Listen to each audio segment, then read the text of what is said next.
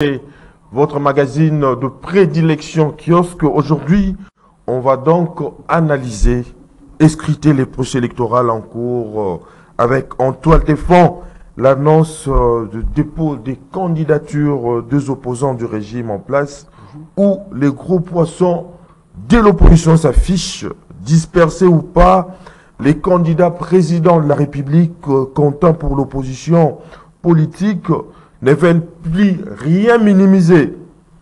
Ils ont sans doute réalisé que l'équipe Kadima ne cédera pas à leurs revendications et que le régime Tshisekedi risque de se voir tout permis dans la course et même facilité à doubler son mandat présidentiel. Martin Fayoulou Madidi, le plus radical de tous, dépose finalement son dossier ce mercredi. Denis Mukwege plutôt, va donc également déposer des lycées Sanga, Moïse Katumbi et les autres vont également le faire. Mais les constats amers se dégagent face à ces dépôts de candidatures. On assiste à une floraison des candidatures de l'opposition politique congolaise, alors que l'Union sacrée pour la nation a investi qu'un seul candidat de la République aux élections qui se profile à l'horizon en République démocratique du Congo. Mais la question que l'on doit se poser de toutes nos lèvres ici est celle de savoir qui va donc gagner les élections à venir en République démocratique du Congo. Analyse et commentaires à travers cette émission kiosque, mais aussi nous allons au cours de cette émission parler de cette question des dépassements budgétaires constatés dans la gestion du régime du président de la République Félix Antoine Tshisekedi Tshilombo. Donc, voilà ces deux questions qui vont constituer l'ossature de cette émission analyse et commentaires à travers nos invités. Une émission réalisée par les patriarches Doudou Montiri, candidat aux élections qui se profilent à l'horizon en République démocratique du Congo. Invité, nous avons l'honneur de recevoir au cours de cette émission Roger Bonengele. Bonjour. Bonjour Edi Kabeya, merci de l'invitation. Je pense que nous allons faire preuve utile au cours de cette émission pour plaire au public qui nous suit. Je pense qu'on ne fera complaisance à personne. En face de lui, Kiosque a le réel plaisir de recevoir aujourd'hui un habitué de cette émission. Il s'agit bel et bien de M. Gandhi. Bonjour. Bonjour à toi, ainsi qu'à toute votre équipe de l'administration, l'équipe technique, sans oublier les téléspectateurs et téléspectatrices, ainsi que ceux qui nous suivent au niveau de la radio. Commençons cette émission avec cette annonce du dépôt des candidatures de certains caciques de l'opposition politique congolaise, en commençant d'abord par Denis Mukwege, qui au cours d'une conférence de presse hier a annoncé également sa candidature aux élections qui se profilent à l'horizon en République démocratique du Congo. Faudra-t-il admettre aujourd'hui que le prix Nobel de la paix Denis Mukwege met-il fin au suspense?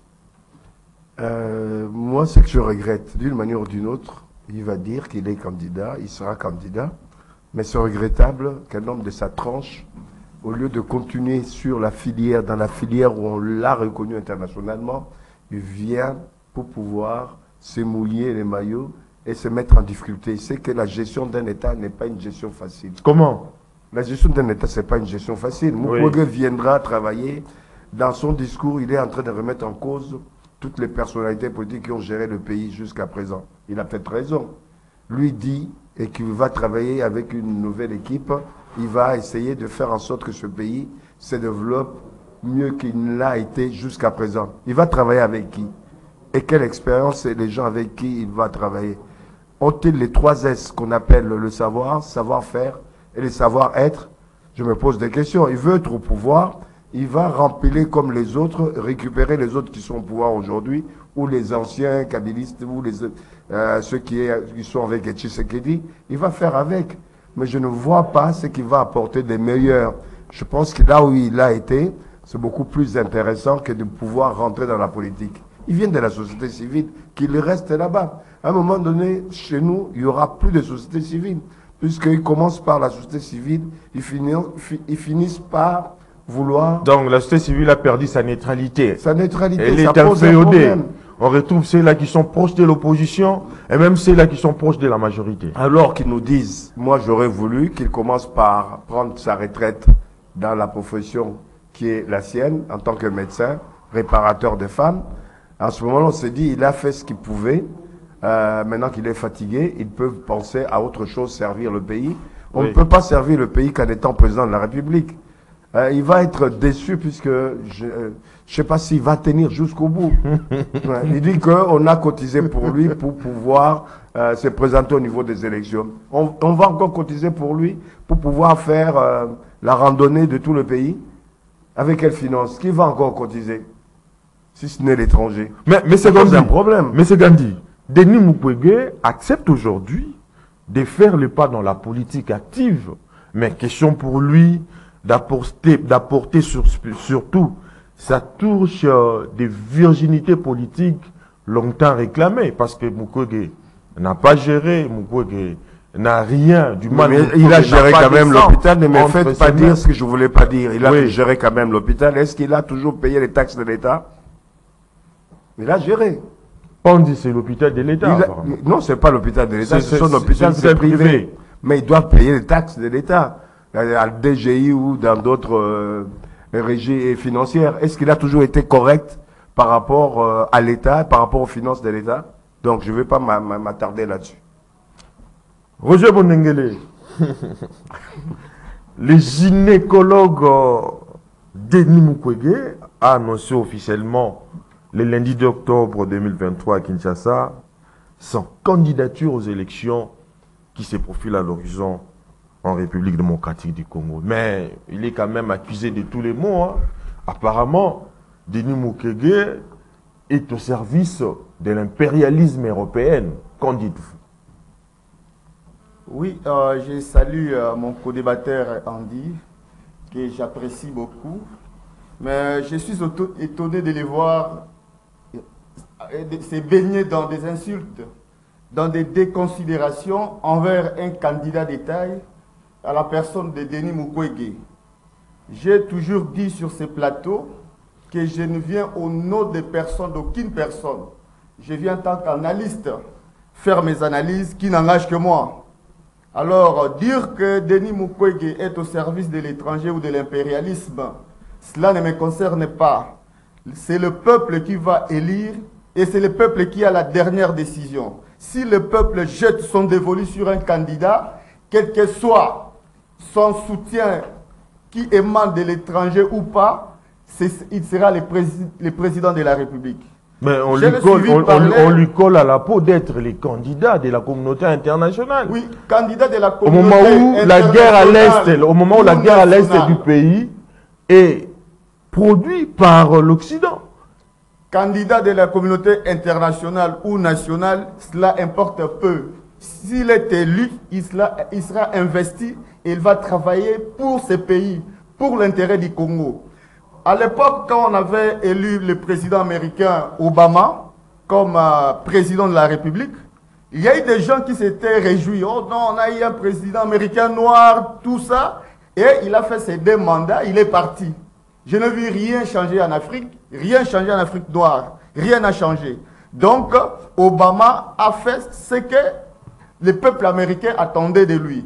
Et Mukwege, s'il sera élu, il va faire ce que le peuple congolais va attendre de lui. Il ne fera pas ce que la communauté internationale va attendre, puisqu'il sera élu par la population congolaise. Donc il va travailler pour le bonheur, le mieux-être, le bien-être des populations congolaises et non de la communauté internationale. Donc c'est le peuple qui juge et non les opinions de qui que ce soit. En outre, vous avez dit qu'il a géré les dettes, tout ça. Pourquoi dans ces pays, quand quelqu'un devient candidat président de la République, on l'insulte, il devient un homme à battre? Je ne sais pas pourquoi cette habitude dans notre pays. On veut seulement que le président Félix Tshisekedi lui-même soit candidat. Il a parlé même d'argent. que non, voilà, on a cotisé pour lui une somme de 160 millions de francs congolais pour payer comme caution à la CENI. Je ne sais pas. Dites-moi, le président Félix Tshisekedi est allé avec un montant, une enveloppe de combien à la campagne présidentielle en 2018? Il avait combien et il avait quoi? Donc, pour vous, il y a des gens qui sont... Mais Félix Tshisekedi à l'époque, il avait d'ancrage politique. Quel ancrage? On parle d'argent. Félix Tshisekedi, fils du président. S'il vous plaît. Il avait combien? Roger Bondengele. Ouais. Félix Tshisekedi, fils le président d'une grande formation politique qui était l'UDPS à l'époque. L'UDPS, vous vous souviendrez, c'est la plus grande partie de l'opposition. Les plus grandes parties de l'opposition, selon tes statistiques à toi, mais pas selon mes statistiques. Vous parlez des grands partis. Il y a encore une autre partie. Il y a des élections. S'il vous plaît. L'IDPS n'a eu que 30 députés. Roger. Oui, si les élections étaient correctes, l'IDPS n'a eu que 30 députés. Roger Bondengele, sois poli, s'il vous plaît. S'il vous plaît. Quand vous parlez, s'il vous plaît, quand vous parlez, il faut aussi savoir bien analyser. Quand vous dites que l'IDPS n'est pas une grande formation politique, en dehors de l'IDPS, au sein de l'opposition, il y a encore quel parti politique? Il y a beaucoup de grands partis politiques. Mais qui est plus grand que l'IDPS? MLC par exemple, les signaux sont des grands partis politiques. Vous croyez que l'IDPS est l'unique grand parti dans ce pays? Détrompe-toi et dis, va te renseigner. Puisque l'IDPS a eu combien de députés à l'issue des élections?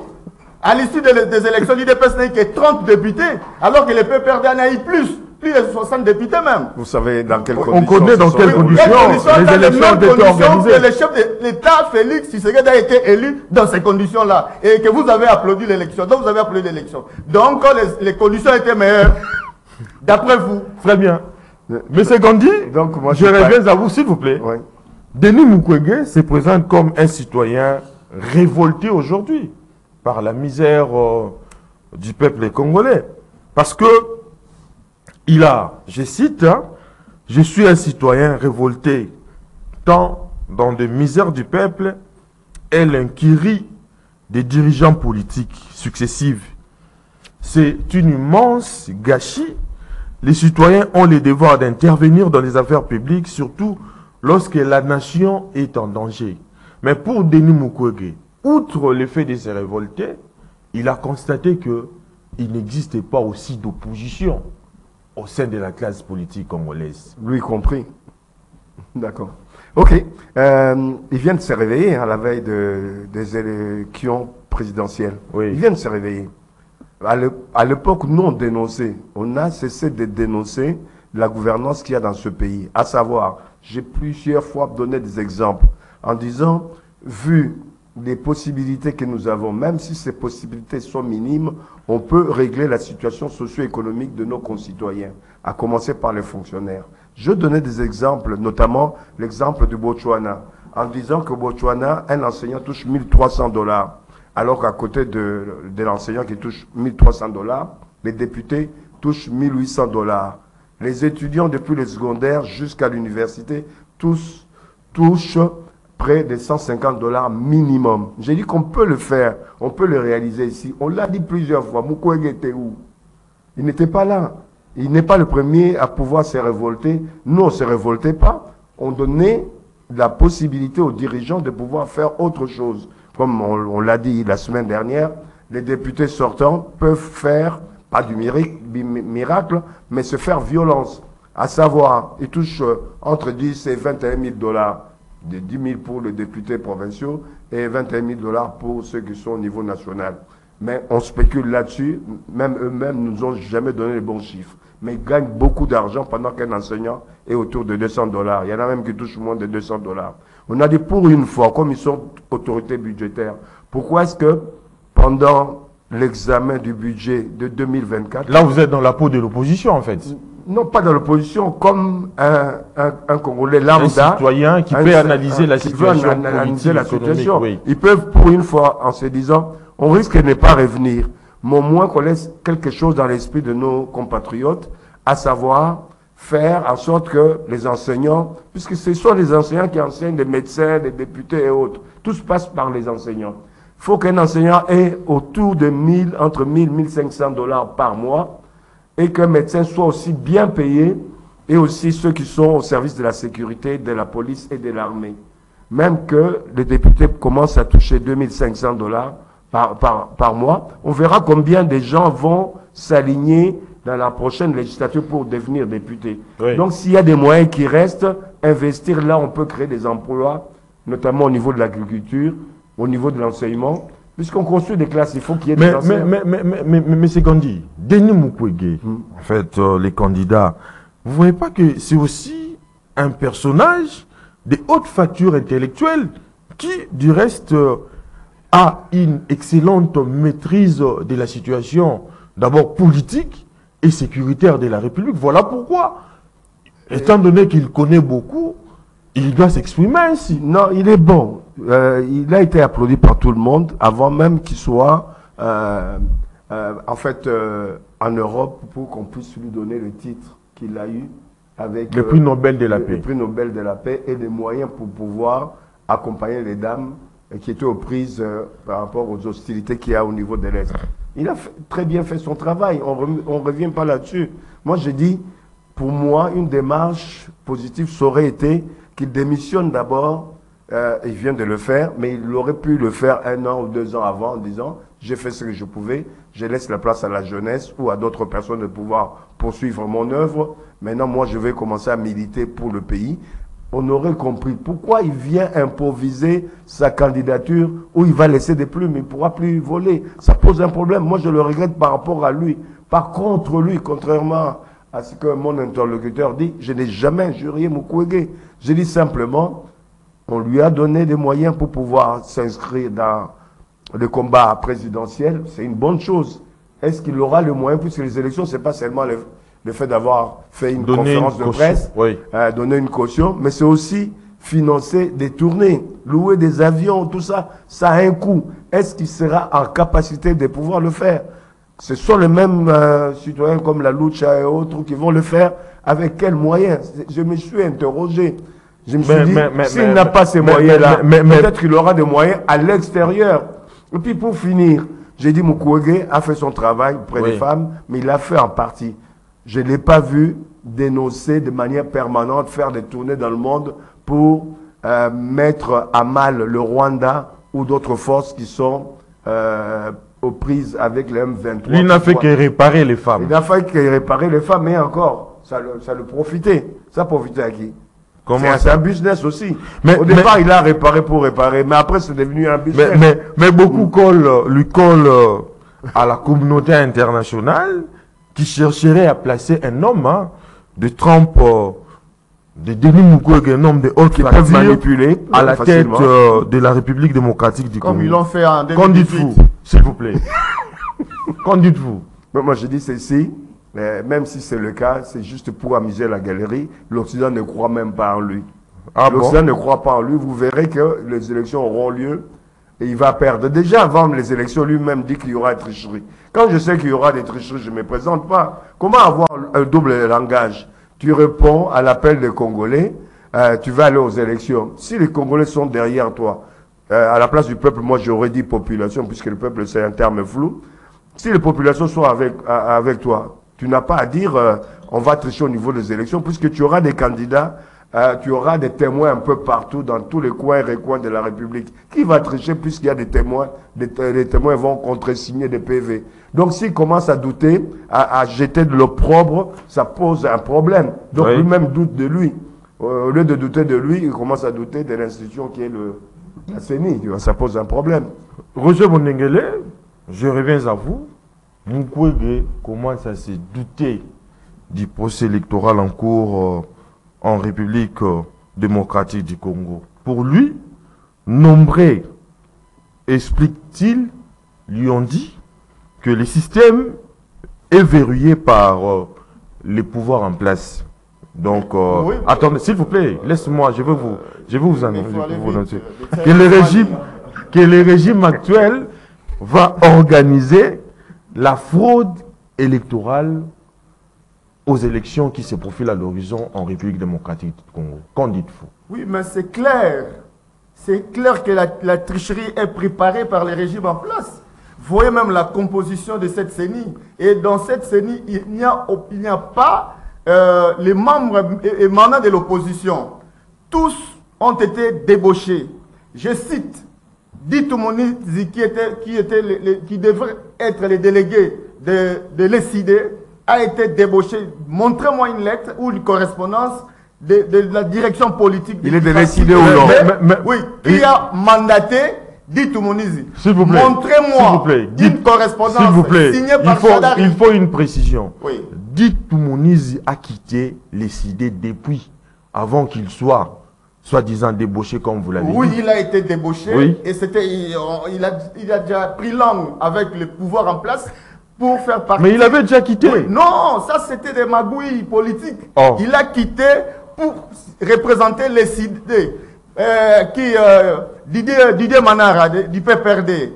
Il a été débauché. Je peux en citer autant. Et dans une telle CENI qui est dirigée par Mancha Mamenou, vous croyez que Kadima doit éviter Mancha Mamenou. Il doit proclamer le président qui sera élu. Sinon, le pays sera embrasé. Vous n'avez pas failli être débauché par l'ancien président. Vous vous êtes rapproché du PPRD. Non, le présentateur de l'émission, c'est Eddie qui doit me poser la question. Répondez à la question. Et non, mon co-débatteur. Oui. Nous engageons les débats avec vous. Et non, tu ne peux pas me poser des questions.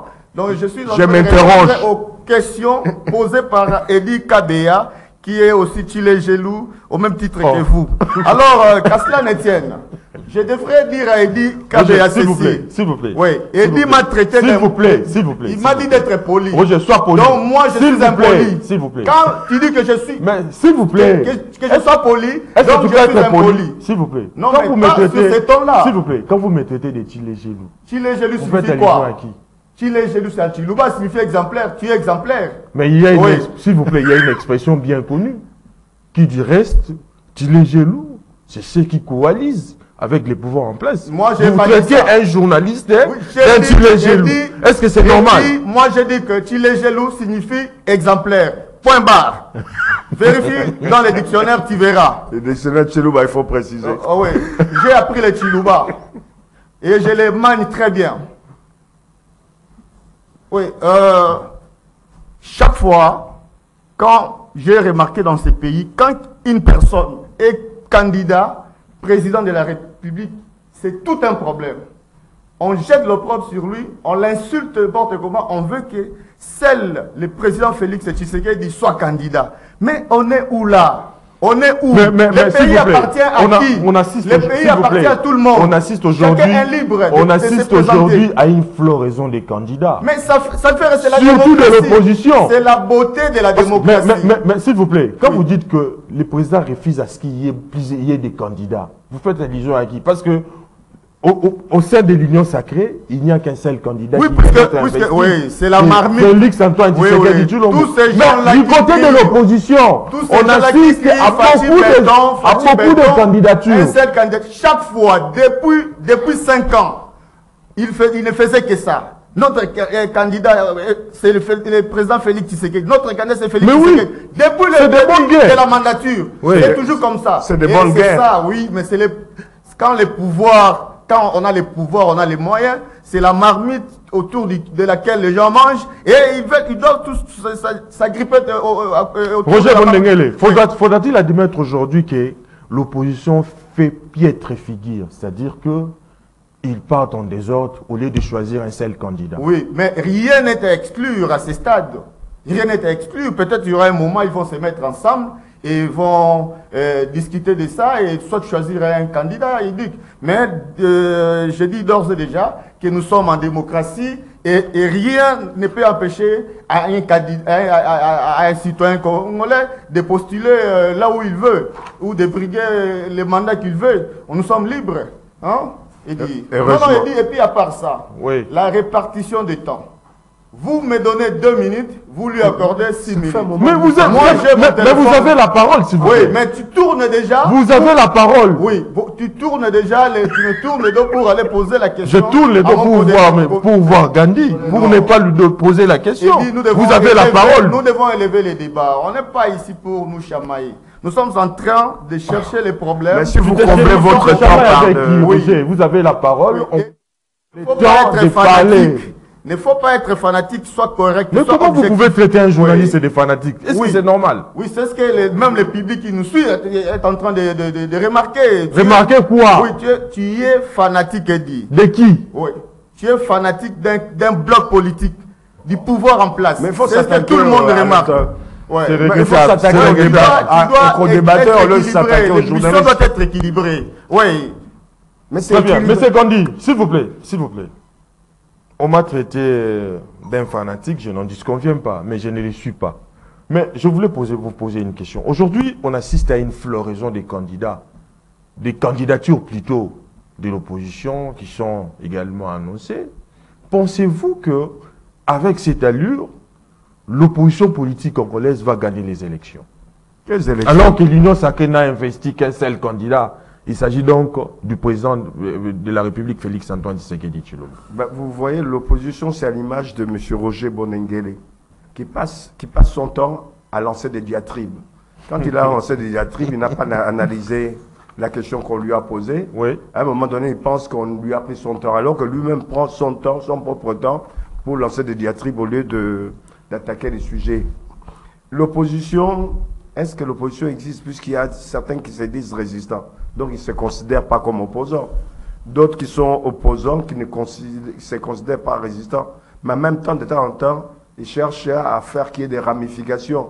Et donc, ils ont tenté plus d'une fois à créer des ramifications, d'abord avec le PPRD, Oui. avec le président sortant, notamment un de leurs leaders, et ça n'a pas marché. Ils ont tenté une seconde fois avec le leader katangais, à savoir Moïse Katumbi. Ça n'a pas marché. Là, ils ont une dernière tentative. Ils vont essayer de... Denis Mukwege. Oui, ce sera Denis Mukwege. C'est fort probable. Puisque réellement, notre ami Fayoulou sait qu'il ne peut pas gagner les élections dans ce pays.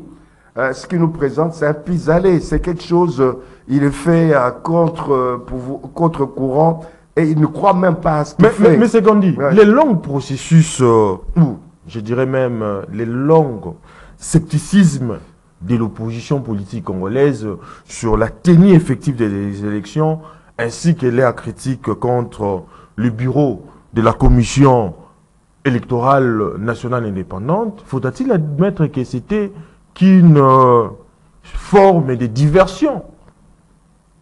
Certes, peut-être qu'il y avait des doutes en eux, mais au fur et à mesure que le processus avançait, ils ont été rassurés. C'est pour ça qu'ils viennent, ils veulent être des candidats.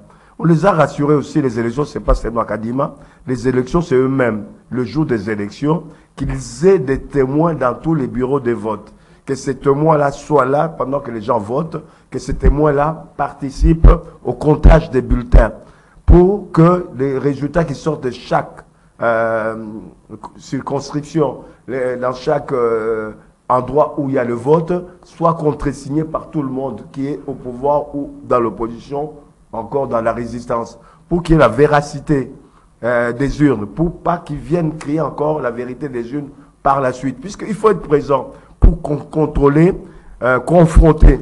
Et hier, c'était, ah non, le prêtre avait les résultats. Ils oublient qu'à l'époque, les prêtres n'étaient pas témoins.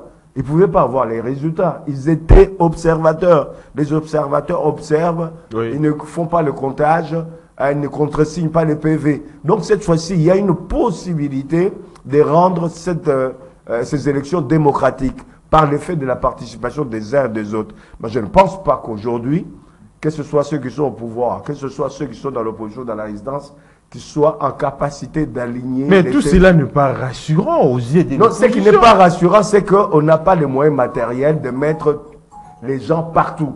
Oui. Que ce soit ceux qui sont au pouvoir, que ce soit ceux qui sont dans l'opposition ou dans la résistance. Mais il y a une possibilité. On devrait se préparer il y a 5 ans. Les gens ne se sont pas préparés. À la veille, c'est la débandade. Ce sera la débandade. Ce sera des critiques, mais fondées sur rien, en fait. Très bien. Roger Bonengele, vous avez suivi l'argumentaire et les temps répartis à M. Gandhi. Pour ne pas me traiter d'un fanatique, le même temps va être également accordé à vous. Comme je l'ai fait souvent d'habitude. La question, après avoir vidé en vain, je dirais même toutes ces cartouches pour solliciter un report des élections à travers, bien évidemment, les dialogues dont vous tous, Fayulu, Mouzitou et Roger Bondengele, ont tous prôné, déconnectés visiblement par la réalité vécue de nos jours en République démocratique du Congo. Faudrait-il admettre que Fayulu veut mettre les bâtons dans la roue pour contrecarrer la candidature de Moïse Katumbi Tchapoué, qu'il a autrefois soutenu pour être connu aujourd'hui? Edi Kabea, je ne sais pas là où s'il y a incompatibilité entre la candidature de Martin Fayulu et celle de Moïse Katumbi. Je n'y comprends rien, je suis perdu.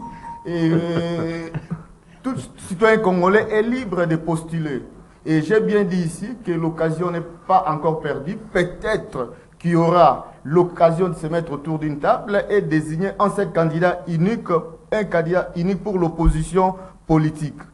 Concernant les dialogues dont tu parles, moi je ne sais pas si quelqu'un a souhaité ou parlé du dialogue. Le dialogue c'est quoi, d'après toi? D'ailleurs, le dialogue est garanti... Non, s'il vous plaît, pas d'après moi, oui, d'après l'opposition. Le dialogue est garanti par la constitution de notre pays.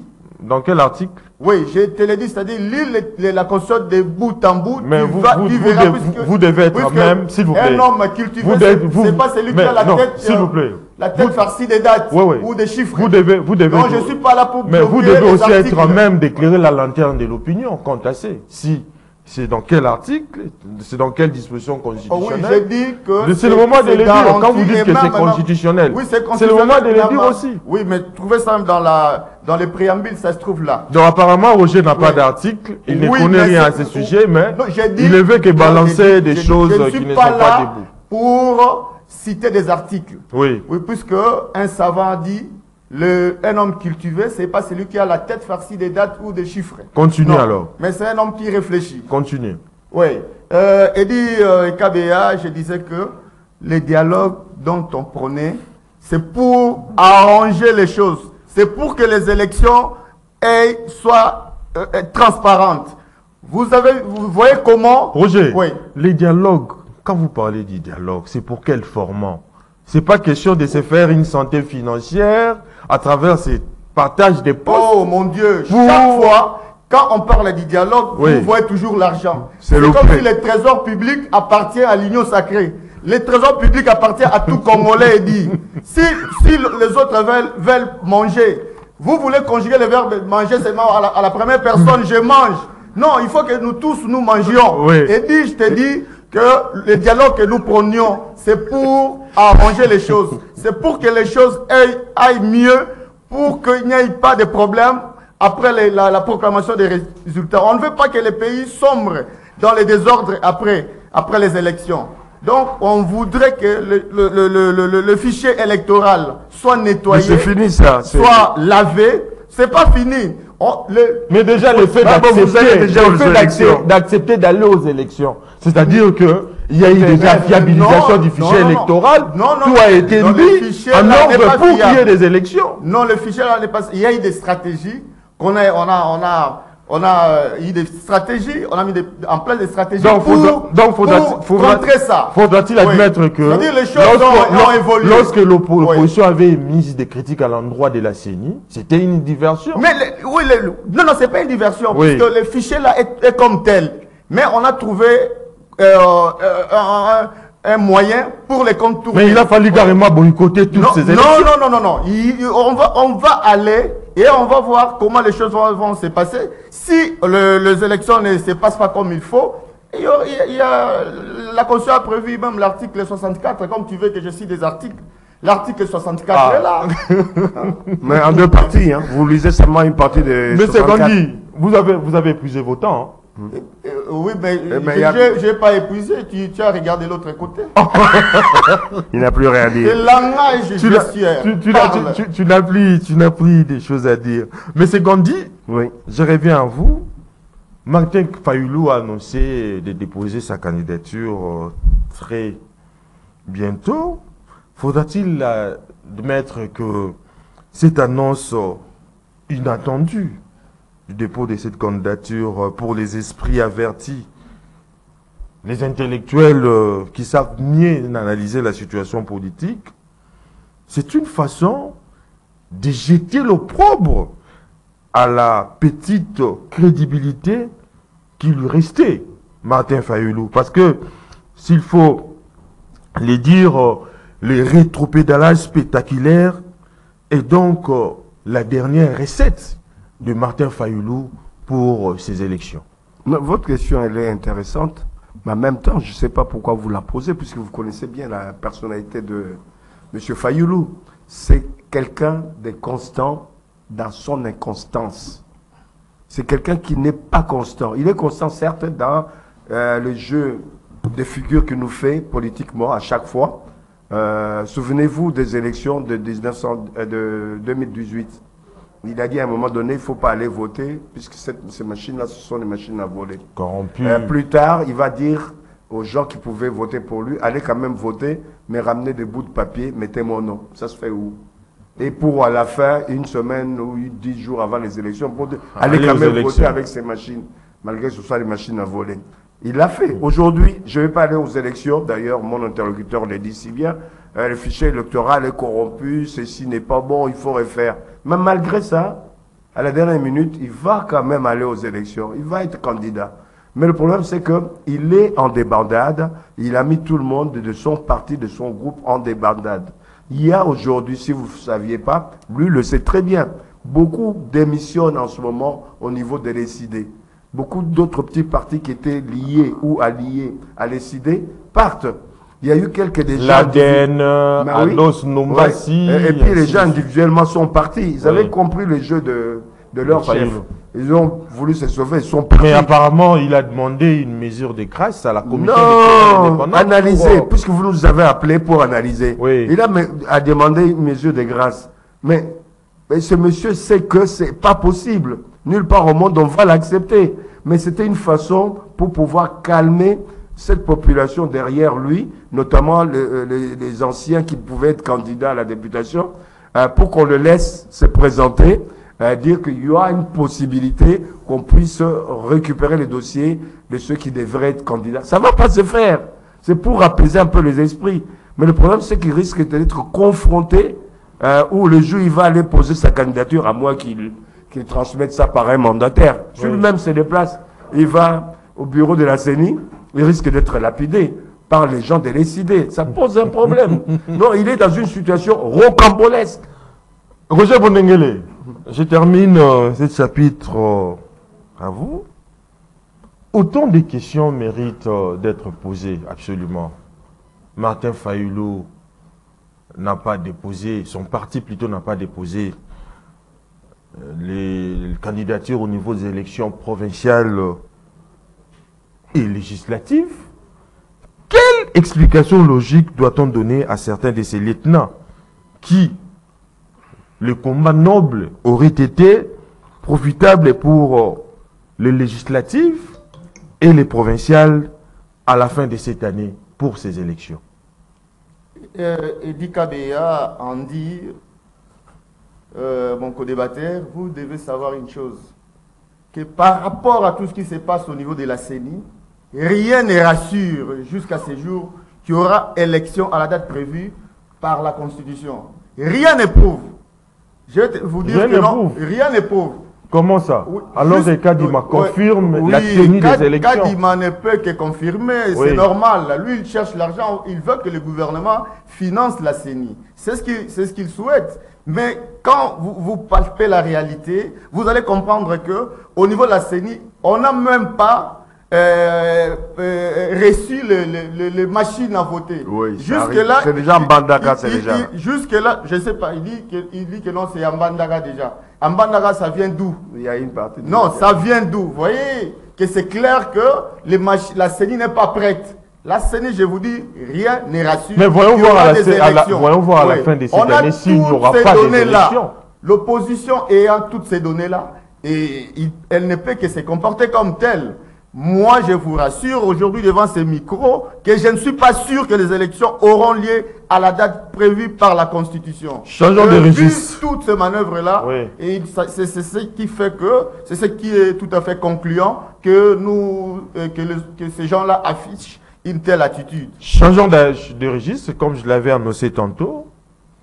Cette problématique des scandales, des dépassements budgétaires au sein des institutions de la République, scandale et record historique des pratiques des dépassements budgétaires, M. Gandhi, dans 22 ministères et 7 institutions publiques de l'État, dont la Cour des comptes. Comme vous le savez, la Cour des comptes, c'est l'organe chargé de rendre compte, de contrôler les institutions. Mais on constate, en outre, que même la Cour des comptes, dans la Cour des comptes, il y a eu dépassement budgétaire. Comment expliquez-vous cette réalité des choses? Je dirais encore l'expression que j'aime beaucoup. Au Congo, on marche sur la tête. En République démocratique du Congo, on marche sur la tête. On ne marche pas sur les jambes et les pieds. Comment voulez-vous qu'un État comme le nôtre soit contrôlé et que les choses s'effacent dans les règles de l'art? J'écoute souvent dans les médias, ici, les gens qui viennent, il y en a qui apportent tous les jours leur constitution, l'article telle disposition qui veut dire telle chose. On est tous, même ceux qui n'ont pas été à l'école, on a la connaissance à savoir quel est le rôle du Parlement, de l'Assemblée nationale. On connaît le rôle de l'Assemblée nationale, qui légifère, qui crée des lois. Mais l'Assemblée nationale est aussi un organe de contrôle qui doit contrôler les organes de l'État, à commencer par le gouvernement. On connaît le rôle de la Cour des comptes. Quand ceux-là même qui doivent contrôler l'État, le gouvernement, les institutions du gouvernement, ne contrôlent pas, ne font pas leur devoir, comment voulez-vous qu'il n'y ait pas de dépassement? Il y a dépassement puisque on sait que tout le monde est libre. Eux-mêmes, d'abord, ils sont corrompus dans le sens où l'Assemblée nationale comme le Sénat ont eu des dépassements aussi. Oui. Et qu'est-ce qui fait que le gouvernement ne peut pas avoir de dépassement?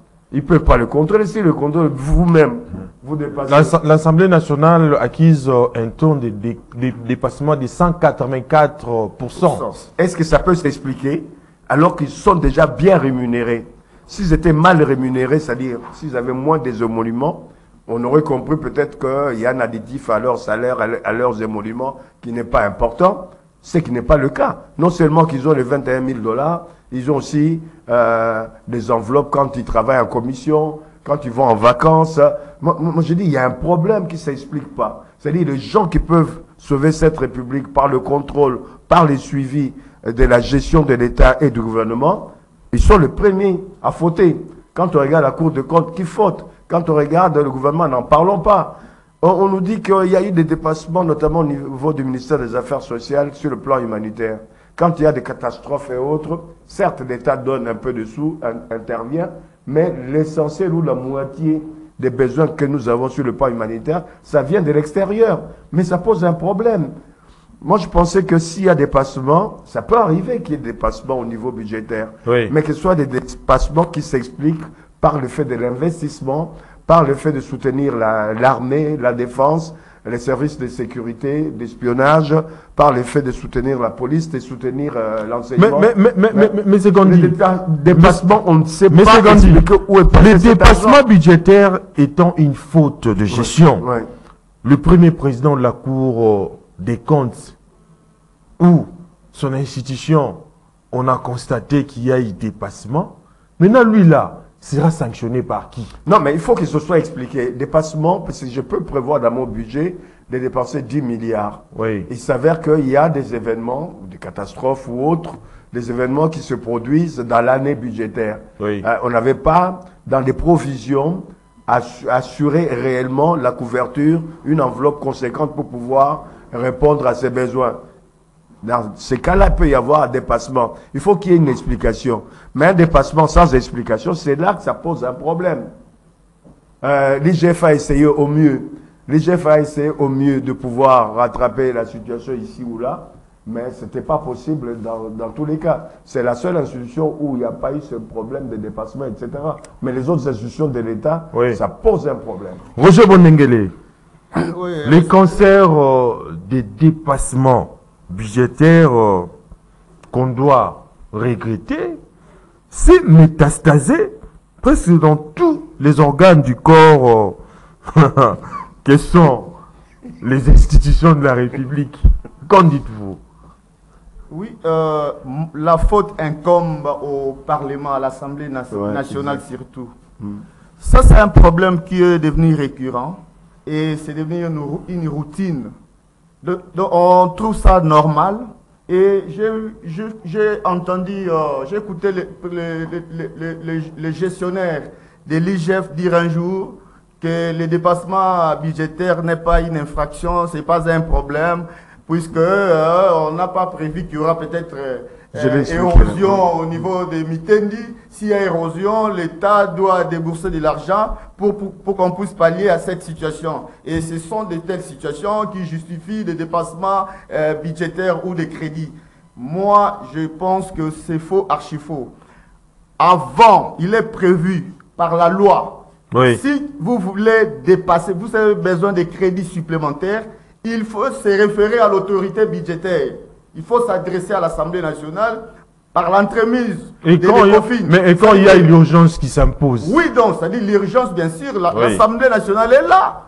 Vous écrivez une lettre d'une page pendant 20 minutes, vous envoyez quelqu'un avec la moto, il dépose ça. Cela doit être analysé. Oui, analysé pendant une heure. Ça prendra du temps? Non, pas du tout. Et puis quand on commence les travaux là-bas, ça prend une année.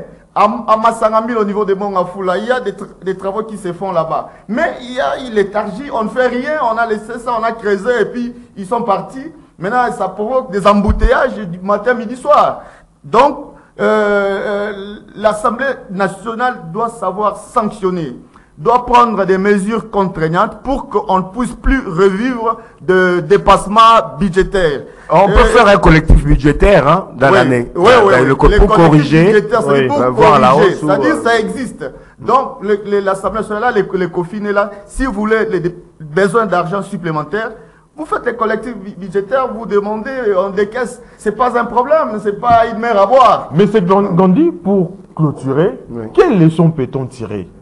La leçon qu'on peut tirer, on l'a toujours suggéré les uns les autres, il faut réduire le train de vie des institutions de l'État. Moi, je suis pour que s'il y a un nouveau gouvernement en 2024 qui ne dépasse pas 21 ministres, je peux démontrer qu'on peut avoir 21 ministères et mettre des axes importants de développement pour ce pays et arriver à le faire. Moi, j'ai dit qu'on peut travailler avec l'administration, reformer l'administration avec très peu de ministres, puisque nous avons des ministres provinciaux. Je ne sais pas à quoi ça sert d'avoir des ministres provinciaux. Je ne sais pas à quoi ça sert d'avoir des députés provinciaux, même si parmi nous, certains sont candidats. Mais un fait vraiment très déplorable se pose du fait que les gouvernements ou les institutions de la République se sont accaparés la part du lion au détriment de la population. Il faut réparer ça demain quand on aura des bons magistrats. Je pense qu'on vient de nommer des bons procureurs, notamment au niveau des parquets, que je salue en passant. Quand ces procureurs-là seront réellement en service à 100%, s'ils jouent leur rôle pour pouvoir intercepter ce genre d'ajustement, prendre ça en compte, beaucoup d'hommes politiques seront poursuivis. Mais le problème, c'est que malheureusement, le Parlement est toujours là pour pouvoir les couvrir. Ils sont nommés pour ça ne finit avec votre magazine de prédilection kiosque. On se retrouve donc le jeudi prochain avec les autres invités. Mais d'ici là, portez-vous bien. Et bon, dessus des programmes sur Canal Congo Télévision, une émission réalisée par le patriarche de Mongafula, Doudou Montiri, candidat aux élections qui se profilent à l'horizon en République démocratique du Congo pour les comptes du mouvement de libération du Congo. Merci. Il passera.